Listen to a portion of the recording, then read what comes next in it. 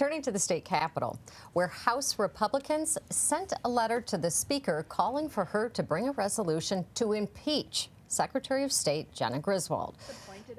The letter says the Secretary of State has used her position as a platform for her partisan political ideology and has proven herself unfit for this position.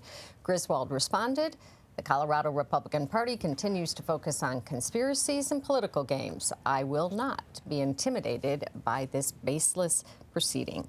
So, Sheila, we know this resolution isn't going anywhere in this democratically controlled House, even if the Speaker does bring it to the floor for a vote.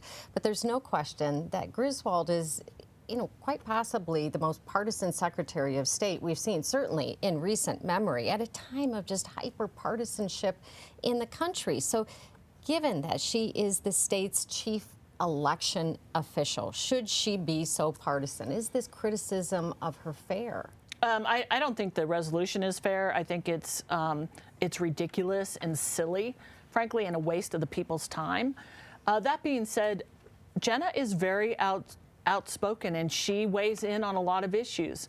I'll also say this: I work with her office a lot, and it runs very well. She runs fair and free elections that are non-biased, and her office is very good at what they do. They call you back. They get you the information you need. I mean, what else are we asking her to do? That's what she's elected to do. She was elected as a Democrat. It's a partisan office. So I disagree with this resolution. And the irony of it is that, they're talking about the court case, and Norma Anderson, who was the first, who's a Republican, right, Speaker, first female, I'm sorry, majority leader in the Senate, first female, and she was one of the people driving this, and her daughter-in-law ran against Jena. So it's sort of as though the folks pushing this forward don't understand how this all works. So I just think it's silly and a waste of time. Dick, your thoughts on this, given that this resolution isn't going anywhere? She's incompetent, and she is a political hack, and that's what she's always been.